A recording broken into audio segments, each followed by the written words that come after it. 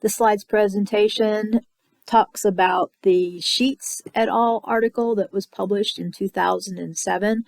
And in this article, the authors define a movement system diagnosis for patients with neurological injury. And actually, the idea of a movement system diagnosis isn't new. It was first identified in 1999 by the Sheets author, as well as the following paper. This one, published in 2007, refines the movement system diagnosis, and this is actually where the PT profession is moving toward. As you know, the movement system is the hot topic for physical therapy these days, where physical therapists are the ones that are responsible for diagnosing and treating anything that has to do with the movement system. And as you can see from this slide, the picture on the slide, the movement system is composed of endocrine, nervous, cardiovascular, pulmonary, intake, as well as musculoskeletal systems. Okay, the reason why this is so important and why this is such a hot topic in physical therapy today is that physical therapists need to be treating movement system dysfunctions and not medical diagnoses. I'll give you an example of that when it comes to neurological injury. So if a patient has had a stroke, we are not treating the stroke. We are treating the problems that the stroke, or the movement system problems that the stroke has caused. In this particular paper, the authors have outlined a series of 9 different movement system diagnoses, and each of these diagnoses are listed on this slide. Right now, you're welcome to read through and try and make sense of some of the movement system diagnoses. However, for this week, you're only going to be responsible for 3 of these patterns. The first is movement pattern coordination deficit. The second is force production deficit. And the third is fractionated movement deficit. And I've specifically chosen these 3 since they're so common to many of the neurological diagnoses we will be talking about this year.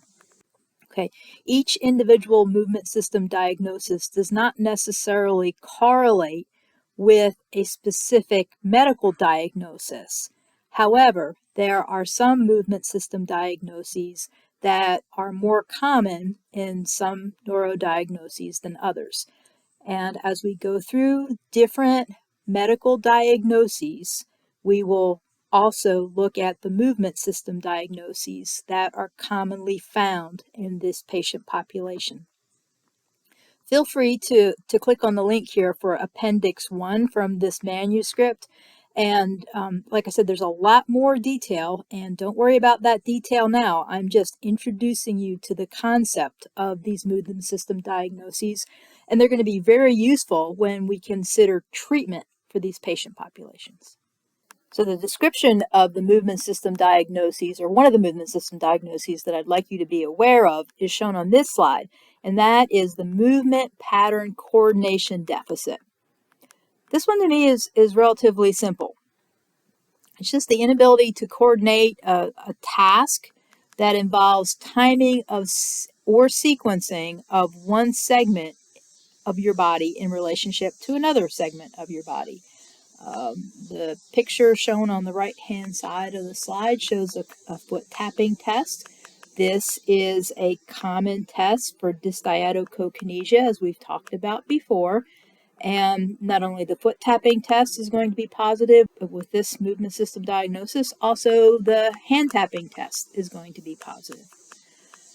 You can also see it with upper extremity tasks when there's a grasp and release involved in the task. And the most important thing to remember about this movement pattern coordination deficit is that it improves with practice. Okay, just standard cerebellar problems don't improve very well with practice. But the movement pattern coordination deficit is often seen in patients post-stroke, and it's just a problem with the sequencing and timing of their movements. And I will pick it up during an examination if I use the foot tapping test or the hand tapping test. Okay, some key tasks and signs that are commonly seen with this deficit is during reach and grasp, it's going to be slow or awkward. There's going to be difficulty adjusting grip or controlling forces, but typically this is going to improve with practice.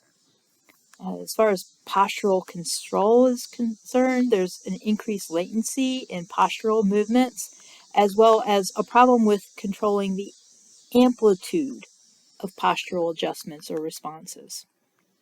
You might see an increased postural sway during stance, but again, that performance is going to improve with practice.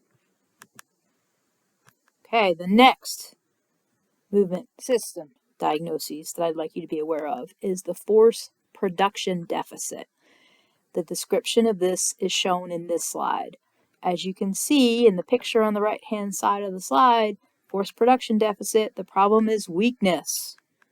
Okay, it can be a single muscle weakness. It can be all muscles involved in a joint. It could be segmental. It could be related to fatigue. Lots of different possibilities here. However, if the person has difficulty generating force, they're considered to have a force production deficit. The key tasks and signs associated with a force production deficit are shown on this slide. And commonly, if they have less than a 3+ out of 5 throughout a limb or throughout multiple limbs, then that's a key finding.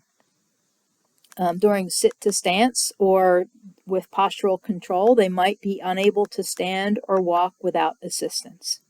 Okay, very simple, very common to many neurological diagnoses, whether they be upper motor neuron or lower motor neuron diagnoses. Force production deficit is very common.